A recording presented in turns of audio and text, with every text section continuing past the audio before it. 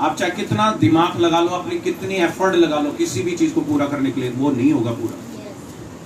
वही होगा जो परमेश्वर को मंजूर है। इस चीज को सीखने में आपको कईयों को 10 साल लग जाएंगे, शायद कईयों को दुख उठाते उठाते 20 साल लग जाएंगे, लेकिन जो बुद्धिमान होगा वो मेरी बात का समझ जाए। इसलिए कई बार कहते हैं कि अपना सारा समर्पण किसके हाथों में दे दो, वो सबसे बेस्ट वे है, सबसे अच्छा रास्ता वही है। कई बार हम बेकार में अपनी बुद्धि को ज्यादा लगाते हैं कि अगर ऐसा होता, वो करता मैं, तो ये हो जाता, वो हो जाता, क्यों नहीं उस समय मेरे दिमाग में ये बात आई, तो मैंने क्यों नहीं करा वो। आप कितना दिमाग लगा लो, कुछ भी नहीं होने वाला। हालेलुया। तो आज इस चीज को समझना है सभी को कि परमेश्वर चाहता क्या है और कैसे परमेश्वर काम करता है। सब बोलेंगे आमीन। अब जरा ध्यान से सुनना है इस वचन को। पढ़ो एक बार, क्या लिखे वहां पर, आपको ये सबको वचन पता है। यूहन्ना सुसमाचार उसके 14 अध्याय में इस प्रकार लिखा है, अगर तू मुझ में बना रहेगा तो मैं तुझ में बना रहूंगा, फिर जो भी तू मेरे पिता से मेरे नाम से मांगेगा वो तुझे दिया जाएगा। कंप्लीट वचन ही है। आपको पता है बना रहना ही बड़ा मुश्किल है आजकल के टाइम में। ये कह तो देते हैं बड़ी आसानी से, अभी आए तो आज ही के दिन बनोगे, अगले दिन आप कुछ और करोगे। घर में प्रेयर नहीं है लोगों की लाइफ में। क्यों? आज शैतान को बड़ी आसानी से घरों को बर्बाद करने में आसानी होती है, क्योंकि प्रेयर लाइफ नहीं है। घुटनों में जाते हैं तो 15 मिनट के बाद घुटने दर्द होने लग जाते हैं।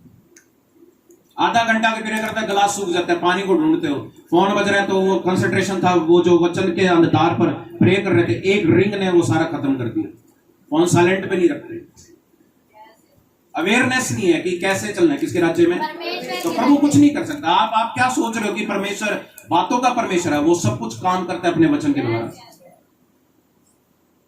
मैंने पिछली बार भी बताया था, एक बार वचन में भी बोला था, इफिसियों में ऐसा लिखा है कि जो भक्ति का मार्ग है वो बहुत। ये क्या कर रहे हो आप सब यहाँ बैठ के? भक्ति कर रहे हैं? अरे मुझे जवाब चाहिए। अभी क्या करना है? भक्ति कर रहे हैं, प्रार्थना कर रहे हैं, गीत गाएंगे, आराधना करेंगे। किसकी आराधना करेंगे? तो एक भक्ति का जो मार्ग होता है ना, वो बड़ा सेंस मांगता है। मतलब एक ऐसा ही चीज मांगता है किसी मनुष्य से कि वो पूरा दिखाए कि मैं तेरे साथ हूं। अगर आप यहां बैठ के कुछ और सोच रहे तो आप भक्ति के योग्य नहीं है। यहां आने वाला संगति में ये सोच के बैठे कि अब मैं नहीं हूं, मैं किसका हो चुका हूं। तो वो सेंस आपके अंदर काम करनी चाहिए कि मैं बैठा हूं तो मेरा दिमाग सारा कहां होना चाहिए? वचन में और प्रभु की तरफ होना चाहिए। हालेलुया। आधे लोग तो क्या सोचते रहते हैं, मेरी कब प्रॉब्लम दूर होगी? जब प्रॉब्लम नहीं थी, जब कौन सा तुमने प्रभु में बढ़ गए थे, तब भी तुम लेजी थे। अब प्रॉब्लम आ भी गई तो तुम और थोड़ा और प्रार्थना बढ़ गई तुम्हारी, अच्छा हो गया कि अब ज्यादा ध्यान दे रहे हो किसके ऊपर? तो जब तुम निकम्मे थे, जब तुम किसी योग्य नहीं थे, लेकिन अब दुख आने पर योग्य तो बनोगे। हालेलुया। इसलिए बाइबल क्या कहती है, देखो वो कह रहे हैं इजराइल के विषय में, कह रहे हैं योएल भविष्यद्वक्ता क्या कहता है, यहोवा की यह वाणी है, अब भी सुनो और उपवास के साथ क्या करते हो? रोते पीटते हुए पूरे मन को फिराकर मेरे पास आओ। अब प्रेयर आजकल के टाइम में, अंतिम दिनों में, ये प्रेयर नहीं होनी चाहिए, मुझे खुदावन पापों से माफ कर। माफी मांगनी बहुत इजी है, लेकिन मन फिराना बहुत मुश्किल है। कि जो तुम बार बार एक चीज को रिपीट कर रहे हो, उसको बंद करना पड़ेगा। एक जगह वचन में लिखा है प्रकाशित वाक्य में कि पहले जब पुराने दरवाजे बंद नहीं होते तो नया दरवाजा नहीं खुलता। सभी सुन रहे कि नहीं सुन रहे? आप स्ट्रगल कर रहे होंगे अपनी लाइफ में, फाइनेंशियली स्ट्रगल कर रहे होंगे, या आपके काम नहीं बनते होंगे, या कोई भी प्रॉब्लम हो सकती है। वो कुछ दरवाजे शैतान के खुले हुए जहां से वो आपकी लाइफ में आ रहे हैं, उनको क्या करना पड़ेगा? और एक दरवाजा ही खोलना पड़ेगा, किसका? यीशु तो काम होने शुरू होंगे लाइफ में। वो दरवाजे जो खुले हुए हैं उनको बंद करने का अधिकार भी तुम्हारे पास ही है। प्रभु ने ऐसा नहीं करा कि हवा इधर से आती है उधर को जाती है, कहां नहीं जानता कि कौन कहां से आता है। लेकिन ऐसी परमेश्वर ने कहा है कि जैसे पवित्र आत्मा तुम्हारे पास आती है तो तुम जान जाते हो कि प्रभु मेरे पास आ गया। उस समय तुम प्रार्थना में गंभीर होकर किससे मांगो? परमेश्वर से।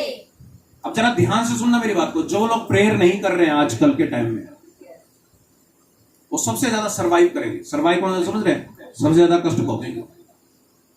लोगों का क्या आइडिया है आजकल कि जब मुसीबत आए जब प्रेयर करो। मेरा मानना है कि प्रेयर कंटिन्यूस चलती। आपको समझ में आएगा मेरी बात, मैं क्या कहना चाहता हूं। शैतान को तब मौका मिलता है जब प्रेयर कम होती है। जब प्रेयर वही चल रही है सालों साल से, चेंज ही नहीं हुई, मस्सा जनरेट करेगा, अभिषेक लेके आएगा। आपको समझ में आ रहा है या नहीं आ रहा है? लेकिन जब प्रेयर कम होती है तो शैतान को मौका मिलता है, मस्सा कम है, घुस जा।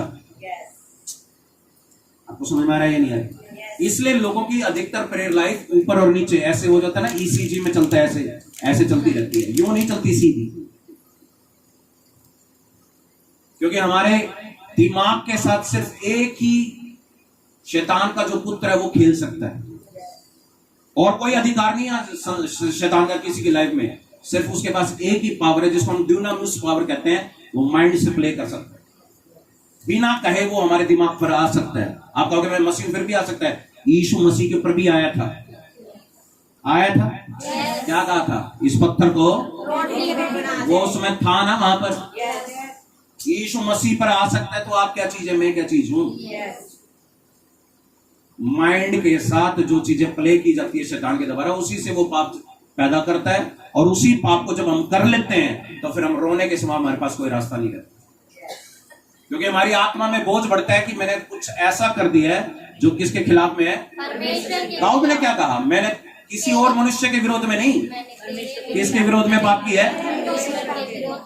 जब आप पवित्र आत्मा के विरोध में पाप करेंगे, परमेश्वर के विरोध में पाप करेंगे, परमेश्वर आपकी सहायता नहीं कर सकता। पवित्र आत्मा को हम क्या कहते हैं? वो हमारा क्या है? सहायक, हेल्पर है वो हमारा। किसी कवारी लड़की के लिए उसका आने वाला फ्यूचर पति उसका हेल्पर नहीं होगा, पहले पवित्र आत्मा होगा।